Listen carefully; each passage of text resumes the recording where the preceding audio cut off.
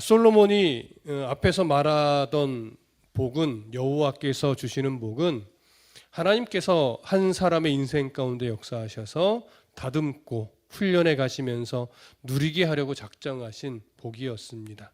사람이 원하는 차원의 복이 아니라 하나님이 원하는 차원의 복이었죠.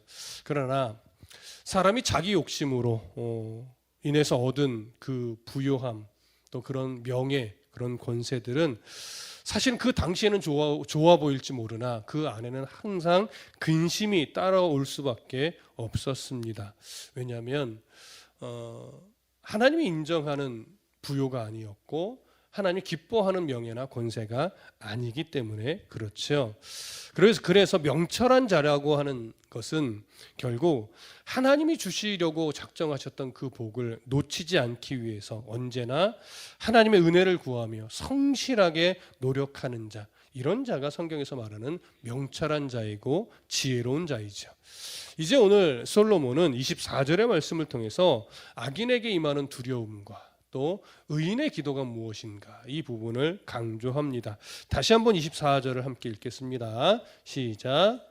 악인에게는 그의 두려워하는 것이 임하거니와 의인은 그 원하는 것이 이루어지느니라. 자, 여기서 이제 악인이 두려워한다고 하는데 악인이 두려워하는 것은 무엇일까? 우리 한번 생각해 보실 필요가 있는데 사실 성경이 구체적으로 밝히고 있지 않아서 우리가 정확하게 알 수는 없지만 악인이 이제 자신이 원하는 것을 이루기 위해서 하나님의 뜻과 상관없이 그저 자기 열심, 그저 자기 노력으로 무엇인가를 구하고 얻지요. 또 세상의 방법을 이용해서 어떻게 해서든지 자기가 바라는 것을 이루려고 노력을 합니다. 그런데 그러다 보면 어떤 때는 정말 하지 말아야 될 방법을 동원해서 이루는 경우도 있고, 어쩔 때는 세상의 법에는 크게 문제가 되지 않지만 하나님의 가치에서는 충돌이 되는 경우도 있습니다. 그러다 보면 그렇게 해서 무엇인가 내가 원하는 것을 얻었을 때 앞에서도 말씀드렸듯이 잠시의 기쁨과 잠시의 만족은 누릴 수 있는데 그것이 하나님이 원하지 않는 세상의 법에도 문제가 되는 그런 방법이 사용되어지거나 그렇지는 않다 하더라도 하나님이 기뻐하지 않는 것, 또 하나님의 가치와 충돌되는 그런 방법을 통해서 내가 무엇인가 얻었을 때는 언젠가 마음 한구석에요, 그리 편하지 않은, 세상의 가치는 그냥 나만 아니면 돼라고 하는 세상이 팽배하지만 사람이 기본적으로 가지고 있는 어떤 의나 도덕의 관념에서는요, 항상 마음 한구석에 뭔가 불편함이 남아있게 마련입니다. 그래서 그것이 무디어지면서 살아가긴 하지만 마음 한편에서 이게 옳은 것은 아닌데 이걸 누구나 다 알아요. 그렇기 때문에 어쩔 수 없이 그 마음속에 두려움이 생기게 마련이죠. 근데 하나님은요, 결국 그 두려움이 그 사람의 삶 가운데 결국은 임하게 된다라고, 그런 말을 오늘 성경 가운데 해주시는 거죠. 그리고 어떤 두려움이 생겼냐면 그런 내가 염려했던 그 한 부분, 그게 언젠가는 내게 임하겠구나, 내가 걱정하고 있는 그 마음 한구석에 뭔가 불편했던 그 일로 인해서 하나님이 무엇인가 경고의 사인이라든가 심판을 주실 수도 있겠구나, 이런 두려움이 생길 수 있다라고 하는 거예요. 근데 그런 마음을 혹여나 가지고 있다 해도 하나님이 기뻐하지 않는 방법이나 하나님의 가치와 충돌되는 것을 알면서도 그 일을 멈추지 못할 때가 많아요. 왜일까요? 아직까지는 그의 인생의 모든 소망이 자기 만족과 자기 유익에만 맞춰져 있기 때문에 그래요. 그리고 아직까지는 나만 아니면 돼, 나만 잘 되면 돼, 이런 식의 가치가 내 안에 젖어 있기 때문에 그렇습니다. 자기 속에는 옳은 대로 살아가는 습관이 버려지지 않는 거죠. 그래서 그런 어떤 하나님과 상관없는 삶을 살아가는 그 일을 멈추지 못하는 거예요. 그러니까 지혜로운 자는 누구냐? 그런 삶을 전혀 안 사는 자가 지혜로운 것이 아니고요, 그런 삶을 살 때 이게 옳지 않은 건데 라고 하는 것을 인정하고 빨리 하나님의 말씀 앞에 나아가서 그런 행동, 그런 마음의 상태, 그런 삶의 방향성을 조금이라도 멈추고 바꿔내려고 노력하는 사람, 이런 사람이 명철한 자이고 이런 사람이 지혜로운 사람이에요. 솔로몬은 이러한 안타까운 삶을 이야기하면서 대조적으로 이제 의인의 삶에 대해서 강조하는데, 악인의 두려움과 대조하면서 이제 무엇을 이야기하냐면, 의인은 그 원하는 것이 이루어지느니라. 그럼 보십시오. 의인이 원하는 것, 의인이 그 원하는 것, 이건 뭘 의미할까요? 앞에서 악인이 바라는 것, 악인이 늘 가지고 살아가는 가치와 전혀 반대되는 거겠죠. 그렇기 때문에 의인이 원하는 것은요, 악인처럼 자기의 만족과 자기의 유익만을 구하는 그런 삶, 자기 소견에 옳은 대로만 살아가려고 하는 그런 가치 기준, 이런 것들을 말하는 것이 아니에요. 의인은 언제나 무엇에 열심이냐면 하나님의 마음을 알아가는 일에 열심을 내는 자가 의인이잖아요. 마찬가지로 그 하나님의 마음을 알아가는 일에 부지런하다 보니까 결국은 늘 구하는 것이 어떻게 하면 하나님의 마음에 합한 것을 구할 수 있을까, 이런 생각을 하는 거죠. 물론 이런 생각을 한다고 해서 모든 기도가 하나님의 마음에 다 합한 것만을 구한다, 이런 것은 아니에요.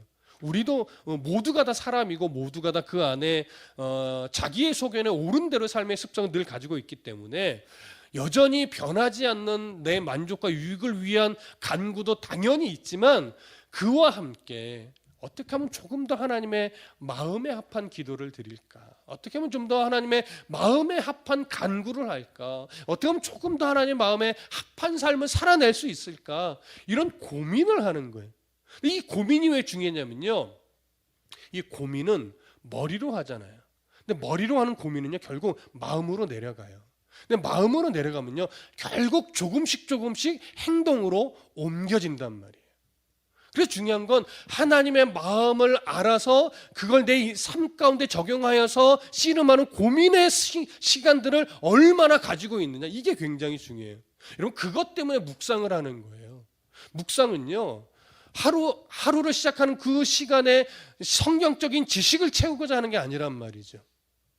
오늘 하루를 살아가는 그 첫 시간, 가능하면 그 첫 시간에 오늘 하루도 수많은 부딪힘을 가지고 내가 살아갈 텐데, 그때마다 내가 하나님의 마음으로 생각하는 훈련을 해야 된단 말이에요. 그때마다 고민하면서 어떻게 하면 조금 더 하나님이 기뻐하시는 말을 할까, 어떻게 하면 조금 더 하나님이 기뻐하는 생각을 할까, 어떻게 하면 조금 더 하나님이 기뻐하는 행동을 할 수 있을까, 이 고민을 해야 하기 때문에 그 고민을 할 수 있는 출발점을 말씀 앞에 놓으려고 노력하는 거예요.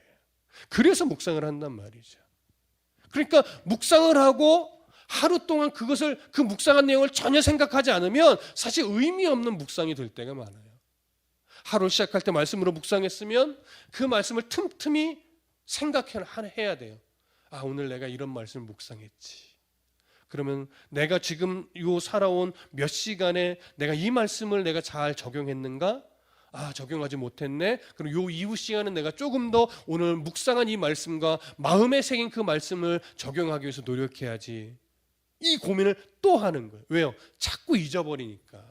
분주한 일상과 마음의 부딪힘과 눈앞에 펼쳐진 그 분주한 부딪힘들, 상황들을 대하다 보면 자꾸 아침에 묵상했던 그 말씀과 하나의 마음들을 놓치거든요. 그래서 묵상으로 시작하여 틈틈이 생각하는 거예요.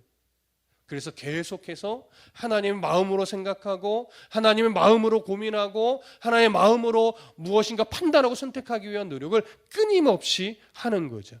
그러다 보면 점차 우리들의 삶 속에, 우리들의 생각 속에 하나님의 마음에 합한 것을 기도하게 되고 구하게 되고 그것이 행동으로, 삶의 모습으로 드러나게 되는 거죠. 그래서 끊임없이 그리스도인은요, 고민해야 돼요. 이걸 성경에서 베레아 성도들은 상고한다, 정말 그러한가 상고한다라고 표현한 거예요. 다 똑같은 말이에요, 여러분. 말씀을 기준으로 늘 고민하십시오. 늘 생각하셔야 돼요. 목사인 저도요, 늘 고민을 해요.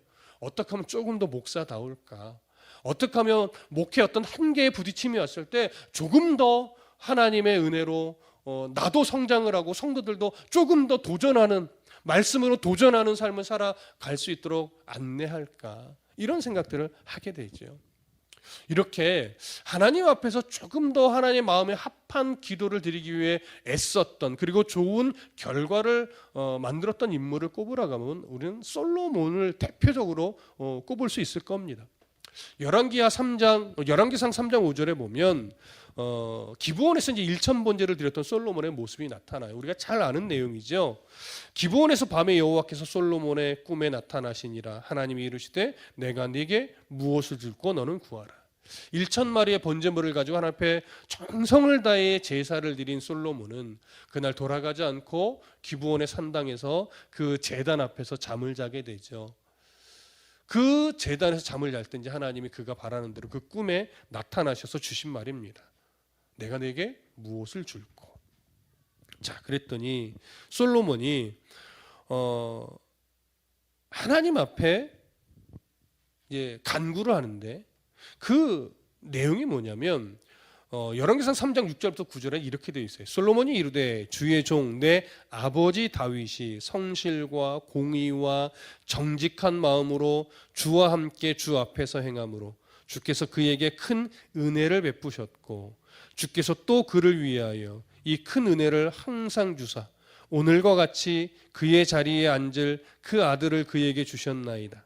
나의 하나님 여호와여 주께서 종으로 종의 아버지 다윗을 대신하여 왕이 되게 하셨사오나 종은 작은 아이라 출입할 줄을 알지 못하고 주께서 택하신 백성 가운데 있나이다. 그들은 큰 백성이라 수효가 많아서 셀 수도 없고 기록할 수도 없사오니 누가 주의 이 많은 백성을 재판할 수 있사오리이까. 듣는 마음을 종에게 주사 주의 백성을 재판하여 선악을 분별하게 하옵소서. 이렇게 간구를 합니다. 솔로몬은 내가 내게 무엇을 줄고 너는 구하라라고 하신 하나님의 말씀 앞에서 이렇게 간구를 했는데, 솔로몬이 자기의 소원을 아뢰기 전에 지금 먼저 무엇을 말했냐면 다윗에 대해서 언급을 했어요. 다윗이 성실과 공의와 정직한 마음으로 주 앞에서 행하였음을 내가 보았다는 의미예요. 그럼 여러분 생각해 보십시오. 다윗의 인생이 정말 성실과 공의와 정직한 마음으로 주 앞에서 행한 삶이었어요? 그러지 않았어요. 그는요, 다윗은 우리가 너무나 잘 알고 있다시피 정말 많은 실수와 정말 많은 범죄를 저질렀고요. 때로는 사람을 죽이는, 이걸 뭐라고 하죠? 배후에서 사람을 죽이게 만드는 것. 하여튼 그런 일도 했잖아요. 자기가 직접 죽인 건 아니지만 죽게끔 만들었단 말이에요. 이런 일까지도 했는데 다윗이 왜 다윗이 될 수 있었냐? 우리가 잘 알고 있다시피 하나님의 책망 앞에서 그는 철저하게 회개하며 자복할 줄 알고 눈물 흘릴 줄 아는 사람이었어요. 그러면서 자기의 잘못을 인정할 줄 아는 사람이었고 자신의 연약함을 고백할 줄 아는 사람이었고 그 과정을 겪어가면서 계속해서 하나님의 뜻 안에서 살아가려고 몸부림쳤던 인물이 바로 다윗이에요. 다윗은 완전하지 않았습니다. 다윗은 정말 연약했고 부족함 투성이었어요. 그런데 그런 다윗은 가장 훌륭했던 것, 하나님의 말씀을 인정할 줄 알았고 그 말씀 앞에서 회개할 줄 알았고 어떻게 해서든지 하나님의 뜻 안에서 살려고 몸부림쳤던 그런 인물이었던 거예요. 실수투성이지만 하나님은 그런 다윗을 기뻐하셨고 그렇게 몸부림치는 다윗을 놓지 않으셨고 계속해서 그를 훈련하여 다듬어 내셨습니다. 결국 하나님은 그런 다윗의 중심을 받아주셨고 계속해서 은혜를 베풀어 주셨죠. 그런 다윗을 바라보면서 솔로몬이 또 말해요. 또 그를 위하여 이 큰 은혜를 항상 주사 오늘과 같이 그의 자리에 앉을 아들을 그에게 주셨나이다. 그런 다윗의 모습을 하나님이 기뻐하시면서 그의 왕위를 이어갈 아들 솔로몬 자신을 왕위에 세워주셨다는 얘기예요. 하나님이. 그러니까 하나님의 은혜가, 다윗이 받았던 하나님의 그 은혜가 바탕이 되어서 이 나라의 왕으로 솔로몬을 세워주셨다라고 하는 깊은 고백이죠. 그러니까 지금 솔로몬이 많이 겸손한 상태인 거예요. 내가 잘나서 왕이 된 것이 아니고 하나님 우리 아버지 그 다윗의 연약함을 아시면서도 그를 기뻐하셨고 그를 함께 하셔서 이젠 그 왕위를 이어 나와 같이 연약한 자를 또 왕위를 이어받게 해주셨습니다. 이렇게 고백하는 거예요. 그러니까 지금 이때의 솔로몬은 참 겸손했던 솔로몬이 맞아요. 그러면 솔로몬은요, 이 고백과 함께 자신은 작은 아이라 출입을 할 줄 모릅니다. 출입하지 못합니다. 이렇게 말해요. 이건 단순하게 나이가 어리다는 얘기가 아닙니다. 이런 기도를 드릴 때 솔로몬의 나이는 20대 중반으로 보여지고 이미 결혼하여서 아들 르호보암이 있을 때예요. 그러니까 이건 단순하게 어리다는 얘기가 아니고 아직 세상에 대한 경험이 많이 부족한 상태입니다. 이런 의미가 돼요. 그러니까 군사적인 지도력을 발휘해 본 적도 없고 백성들을 재판해 본 경험도 없고 군사를 이끌고 전쟁터에 나갔던 경험도 없는 아직 경험이 너무나 많이 모자라서 미숙한 왕입니다. 이런 고백을 하는 거죠. 솔로몬은 지금 자신의 한계를 너무나 정확히 알고 있었던 거예요. 그러니 백성이 호소를 해도 제가 분별력이 없어서 그들에게 올바른 재판을 해줄 수 없을 것 같다라고 하는 그런 마음을 가지고 있는 거예요. 그래서 하나님 앞에 뭘 구했어요? 듣는 마음을 주셔서 주의 백성을 재판하여 선악을 분별하게 해달라고 간구를 하죠. 듣는 마음이 뭡니까? 하나님의 마음의 근거에서 공평과 정의를 판단할 수 있는 지혜로운 마음을 의미해요. 그렇게 백성의 말을 귀담아 듣고 분별할 줄 아는, 그래서 바르게 재판하며 바르게 판단을 내릴 수 있는 그런 지혜를 허락해 달라고 그러고 간구한 거죠. 자, 이런 솔로몬의 간구를 이제 하나님이 받으시고 반응해 주시는데 열왕기상 3장 10절부터 13절을 보면 이렇게 기록되어 있습니다. 솔로몬이 이것을 구하매 그 말씀이 주의 마음에 든지라. 이에 하나님이 그에게 이르시되 네가 이것을 구하도다 자기를 위하여 장수하기를 구하지 아니하며 부도 구하지 아니하며 자기 원수의 생명을 멸하기도 구하지 아니하고 오직 송사를 듣고 분별하는 지혜를 구하였으니 내가 네 말대로 하여 네게 지혜롭고 총명한 마음을 주노니 네 앞에도 너와 같은 자가 없었거니와 네 뒤에도 너와 같은 자가 일어남이 없으리라. 내가 또 네가 구하지 아니한 부귀와 영광도 네게 주노니 네 평생의 왕들 중에 너와 같은 자가 없을 것이라.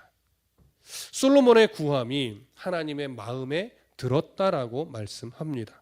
솔로몬의 간구는 결국 하나님의 율법 아래 복종하는 왕의 길을 올바르게 가고 싶습니다. 이런 의미의 고백이에요. 솔로몬이 어떻게 지금 이 어린 나이에 경험이 부족한 나이에 어떻게 이런 하나님의 마음에 합한 것을 구할 수 있었을까요? 솔로몬은 어릴 때부터 아버지 다윗이 어떻게 예배했는지, 하나님이 어떻게 기도해 왔는지, 어떻게 그 실수를 저질렀을 때 어떻게 하나님 앞에 회개하며 자복하며 눈물로 하나님 앞에 엎드렸었는지 솔로몬은 그걸 보고 자랐던 거예요. 솔로몬은요, 완벽한 다윗을 보고 자라지 않았어요. 연약한 아버지 다윗도 봤고 예배에 진심이었던 다윗도 봤고 늘 하나님 앞에 진심으로 기도하려고 애썼던 다윗도 봤습니다. 그러면서 결국 우리 아버지 다윗이 이렇게 왕위를 끝까지 이어갈 수 있었던 건 결국 하나님 앞에 올바르게 서기 위한 몸부림이 있었기 때문이구나. 이걸 보았기 때문에 솔로몬은 지금 하나님 앞에 그러한 지혜, 하나님 앞에 올바로 설 수 있는, 그래서 백성들의 마음을 읽어낼 수 있는 그런 지혜를 구할 수 있었던 겁니다. 그 기도를 하나님이 기뻐하셨죠. 그래서 지혜뿐만이 아니라 그 이전 이후에도 찾아볼 수 없는 지혜와 부귀영화를 넘치게 주겠다고 약속해 주셨습니다. 근데 그러면서 한 가지 당부를 하세요. 무슨 당부를 했냐면 14절에 네가 만일 네 아버지 다윗이 행함같이 내 길로 행하며 내 법도와 명령을 지키면 내가 또 네 날을 길게 하리라. 여러분, 이게 무슨 말이에요? 내가 이렇게 지혜와 명철을 주고 부귀영화도 줄 텐데 그것을 누림에 있어서 네가 끝까지 하나님 앞에 나오는 일, 말씀 앞에 서는 일, 예배하는 일, 제사하는 일을 끝까지 소홀히 하면 안 된다. 그것만 소홀히 하지 않고 하나님 앞에 늘 네가 겸손하게 나아온다면 너의 지혜, 너의 명철, 너의 부귀영화는 계속 이어질 것이다, 이 얘기를 하는 거예요. 여러분, 이 말 거꾸로 하면요, 네가 아무리 지금 지혜로워도 아무리 명철해도 아무리 부귀영화가 정말 탁월하게 넘쳐 흐른다 하더라도 어느 순간 네가 말씀 앞에 서는 일에 게을러지고 하나님 앞에 기도하는 일을 소홀히 하고 하나님만을 예배하는 일을 외면하기 시작한다면 그 지혜가 무가치해질 것이고 그 명철함이 오히려 너에게 저주가 될 것이고 너의 부귀영화는 너에게 복이 될 거라는 거예요. 여러분, 하나님이신 지혜와 명철이요, 아무 이유 없이 영원하지 않습니다. 그 지혜와 명철이 내 삶에 유지되기 위해서는요, 유일한 방법이 끊임없이 말씀 앞에 서는 일이에요. 끊임없이 예배하며 하나님을 바라보는 일이에요. 그 일을 놓치면 한때 지혜로웠을 뿐이에요. 한때 명철했을 뿐이에요. 한때 하나님 앞에 뜨거웠을 뿐이에요. 여러분, 돌아보십시오. 한때 뜨거웠던 사람은 많습니다. 한때 열심으로 신앙생활했던 사람은 많습니다. 한때 막 선교의 열정을 불태웠던 사람도 많습니다. 한때 성경을 몇독하고 한때 막 은사도 베풀고 이랬던 사람은 많습니다. 하지만 끊임없이 하나님 앞에서 나를 겸손히 낮추고 하나님 말씀 앞에 거하며 어떻게 하면 조금 더 내 말과 행실이 가장 하나님 앞에서 더 성장하며 성숙하며 더 온전한 모습을 가질 수 있을까? 이 고민을 하며 흔들림 없이 우직하게 하나님과 끊임없이 동행하는 사람은 그리 많지 않습니다. 솔로몬의 인생을 보십시오. 통치 중반 이후를 넘어가면서 솔로몬은요, 이걸 놓쳐요. 말씀 앞에 서는 일을 놓쳐요. 예배하는 일을 놓쳐요. 이방 공주들과 정략교를 하면서 그들의 우상들을 무분별하게 수용하기 시작하면서 어느 순간부터는 우상 숭배도 거침없이 했어요. 그러다 보니 그가 그 이후의 삶을 후회하면서 전도서를 통해 고백했던 게 뭡니까? 헛되고 헛되니 모든 것이 헛되도다. 말씀 앞에 서지 않았던 세월들, 순간들을 돌아보니 내가 가지고 있던 지혜와 명철과 부귀영화가 정말로 의미 없고 가치 없더라, 무가치하더라, 헛되고 헛되더라, 이 고백을 하는 거예요. 여러분, 말씀 앞에 끊임없이 서 있었다면 그는 헛되다라는 고백을 하지 않았을 겁니다. 늘 기도하기를 멈추지 않았다면 솔로몬이 헛되었다라고 하는 고백을 하지 않았을 거예요. 다윗처럼 하나님 말씀 앞에 나를 돌아보고 점검하면서 하나님 앞에 자복하면서 늘 그렇게 하나님의 은혜 안에서 살기 위해서 끊임없이 몸부림쳤다면 그는 헛되고 헛되니 모든 것이 헛되도다라고 하는 고백을 하지 않았을 거예요. 그러나 너무나 많은 세월 그는요, 말씀을 놓치고 살았어요. 솔로몬은 너무나 많은 세월 기도하기를 멈추고 살았어요. 너무나 많은 세월 하나님만을 예배한다는 걸 잊어버리고 그는 우상과 함께 여인들과 함께 집착하여 살았어요. 누리고 누려봤지만 하나님이 없는 시간들은 다 헛되고 헛되었다라고 하는 고백이죠. 그러니 우리가 여전히 의인으로 살아갈 수 있는 유일한 방법은 하나밖에 없어요. 힘들어도 예배하는 일을 멈추지 마십시오. 어려워도 기도하는 일을 멈추지 마십시오. 많은 순간 힘들고 어렵고 막막한 그 답답한 순간들이 길어진다 할지라도 끝내 나를 훈련하시고 세워가실 하나님을 기대하고 바라보면서 오늘도 인생의 걸음 한 걸음 내딛기를 두려워하지 마시고 오늘 의인의 기도를 드리며 조금 더 하나님의 마음에 합한 기도를 드리며 조금 더 하나님이 기뻐하는 인생을 살아가기 위해 오늘도 그저 한 걸음만 걸어가는 우리 모든 복된 성도의 삶이 되시기를 간절히 소망하고 축복합니다. 기도하겠습니다.